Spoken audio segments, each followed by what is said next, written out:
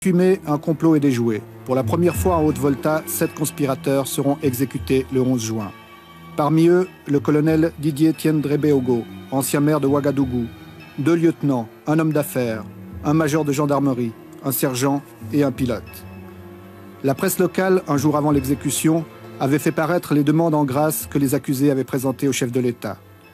En particulier, celle du colonel Tiendré-Béogo qui demande qu'on lui pardonne son égarement politique, mais elle sera rejetée. La Cour martiale révolutionnaire condamne 5 autres accusés à des peines de travaux forcés et acquitte 14 personnes dont les noms figuraient sur la liste du prochain gouvernement. Ceux-ci sont reçus par le chef de l'État. C'est l'occasion pour lui de répéter que toute tentative contre son régime sera irrémédiablement réprimée. Mais la Haute-Volta a surtout franchi un nouveau seuil de violence. Autre forme de justice, ici à la Maison du Peuple, se tient un tribunal populaire. Aujourd'hui, on y juge le colonel Zeizerbo, ancien chef de l'État de 1980 à 82, qui arrive à bord de ce véhicule. Il est accusé d'un certain nombre de malversations financières. Les séances sont publiques et nombreux sont les voltaïques qui font la queue pour s'y rendre. Là aussi, de multiples précautions sont prises afin d'éviter le moindre incident. L'armée et la gendarmerie contrôlent chaque issue.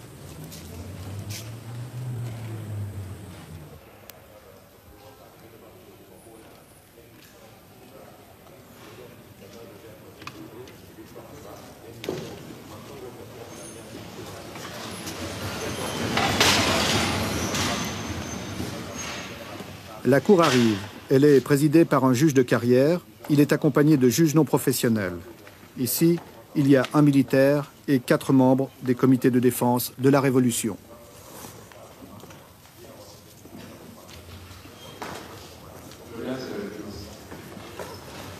En face, les accusés, l'ancien président, plusieurs ministres et membres du comité militaire de redressement pour le progrès national.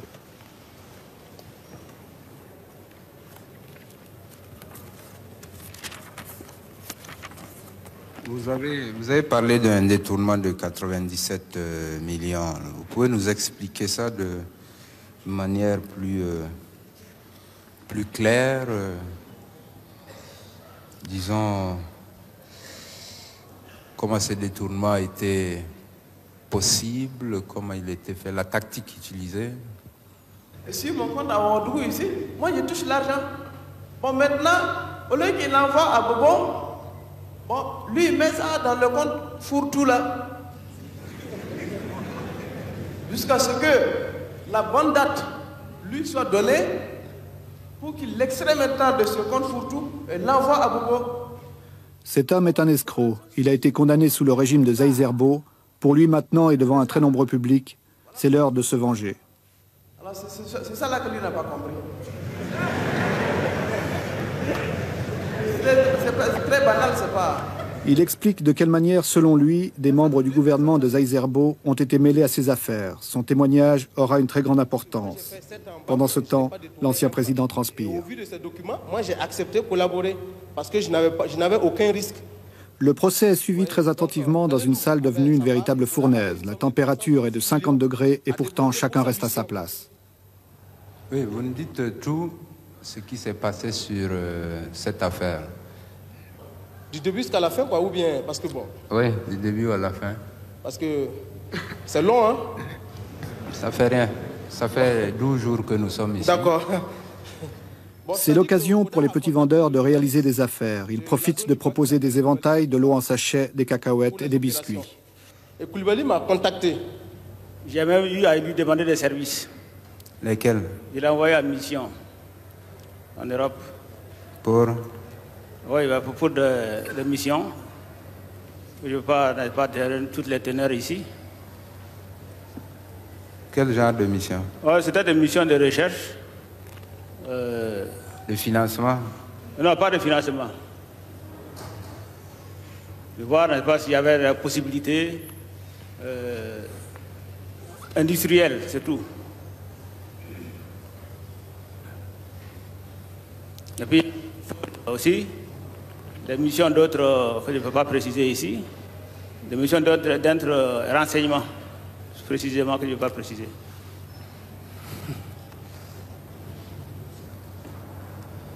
chaque fois, il vous faisait un compte rendu de mission? Oui. Vous l'avez envoyé en Italie, en France, en Grande-Bretagne aussi? C'est ça. En Grande-Bretagne, c'était pourquoi? Je ne me rappelle pas exactement. Je crois que ça doit être dans le même cadre. Et au bout du compte, qu'est-ce qu'il a pu vous ramener de concret? Oh non, il m'a surtout dit, n'est-ce pas, qu'en Italie, il y avait des possibilités industrielles qui pouvaient être exploitées dans beaucoup de domaines. Ouais. Tous les comptes, toutes les archives ont été épluchées, chacun doit justifier ses dépenses et ses recettes. Un ancien ministre de l'équipement de Zaïzerbo aurait par exemple été compromis dans des affaires de pots de vin.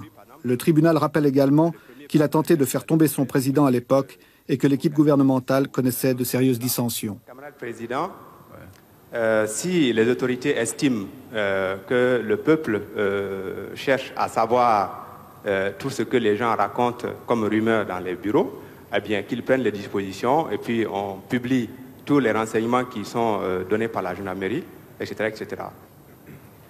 Bon, si vous voulez, on va parler de ce rapport. Il semble que vous ayez envoyé chercher un âne noir à Dori pour dont la bile devait servir à tomber le colonel Zaïzerbo. J'ai dit, camarade président, que vous savez, les gens racontent ce qu'ils veulent et ils choisissent leur poids, ils en disent ce qu'ils en pensent, ça c'est leur affaire. Si quelqu'un m'a vu à Dori, s'il m'a vu avec un âne noir ou un chameau ou autre chose, il peut le dire. Pour ce qui me concerne, je sais ce que je suis, je fais ce que je crois, et puis les gens ils disent ce qu'ils en pensent. Les accusés présentent eux-mêmes leur défense. Ils n'ont pas le droit d'être assistés d'un avocat. Camarade président, camarade juge, j'ai été désigné par l'armée à la tête du CRPN et de l'État. Ma conception personnelle du rôle du chef de l'État dans un régime militaire a toujours été de considérer ce rôle comme une mission temporaire de l'armée et non comme un acquis personnel et définitif. Camarade président, camarade juge, des erreurs ont certainement été commises par moi et mes collaborateurs du comité directeur. Mais une fois de plus, la méchanceté ne nous a jamais habités, comme certains ont tenté de le faire croire devant vous, camarades président, camarades juges et camarades membres du tribunal populaire de la Révolution. Je m'en remets à votre équité. Merci, camarade président. Au tribunal populaire, pas de procureur non plus. La sentence sera rendue sans appel. Le tribunal se retire pour délibérer. Pour le public, mais surtout pour les accusés, une longue attente commence. Pour la première fois, ils ont dû, en public, expliquer leurs décisions, leur comportement, leur gestion, et celui-ci découvre avec stupéfaction certaines pratiques délictueuses qu'il ne connaissait pas. Pour donner à ces débats un caractère exemplaire, tout le procès est radiodiffusé en direct dans l'ensemble du pays. Un commentateur le traduit en langue nationale.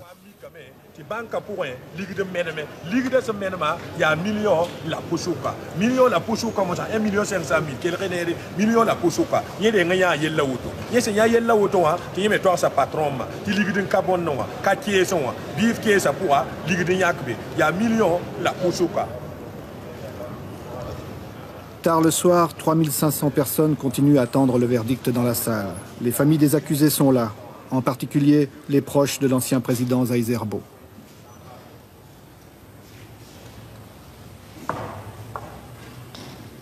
Je m'en vais maintenant vous donner lecture, vous donner les réponses aux questions qui ont été posées au tribunal.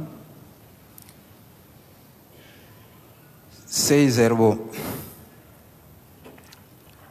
Camarade président. Est-il coupable de détournement portant sur la somme de 91 millions de francs au préjudice de l'État voltaïque?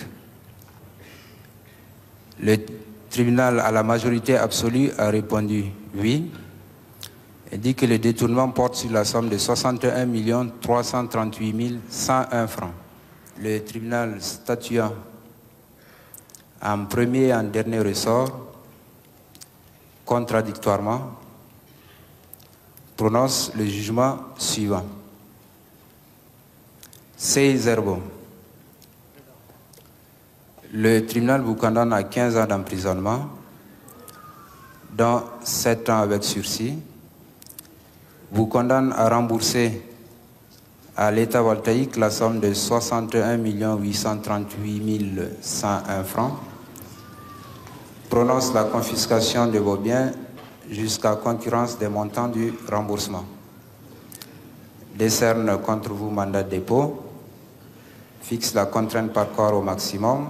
Par délibération spéciale, vous dispense de l'interdiction de séjour. Asseyez-vous. Zaï-Zerbo est donc condamné à une peine ferme. Le tribunal prononcera encore 10 autres condamnations à des peines de prison et à des amendes, et 8 acquittements.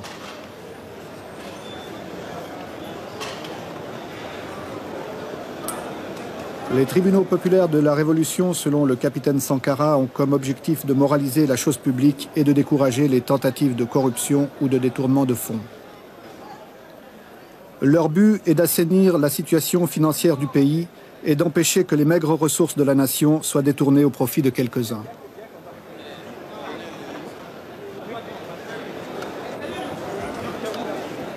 Une révolution qui n'est dirigée contre aucun peuple, contre aucun pays. Une révolution qui vise à redonner au peuple voltaïque sa dignité et à lui permettre d'accéder lui aussi à un bonheur qu'il aura défini d'après ses normes à lui. Le bonheur ailleurs, le développement ailleurs se mesure en forme de ratio, tant de quintaux d'acier par habitant, tant de tonnes de béton par habitant, tant de numéros de téléphone par habitant, etc.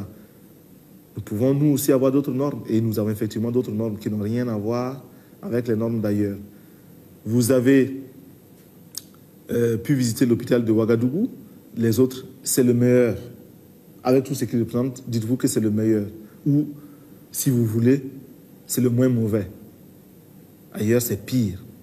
C'est pire. C'est dramatique.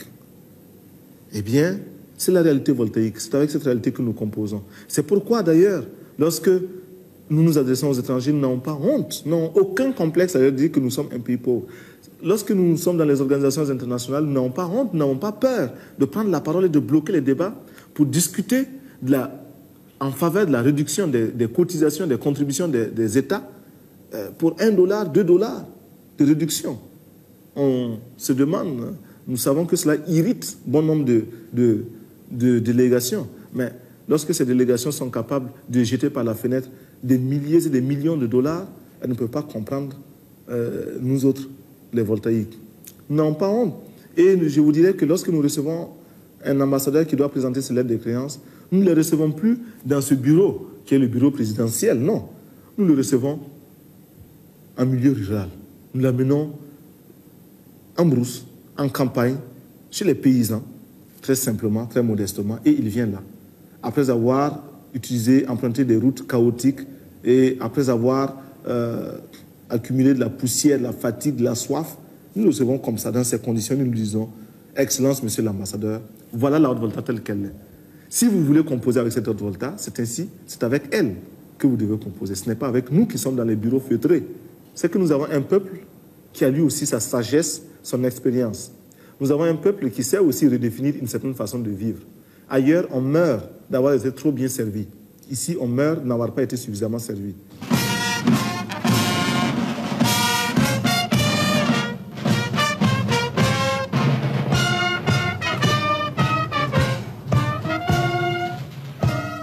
Pour le moment, la Haute-Volta vit des heures difficiles, entre les rêves et les exigences du capitaine Sankara, entre la violence et les exécutions, entre la pauvreté et la sécheresse, elle cherche douloureusement sa voie.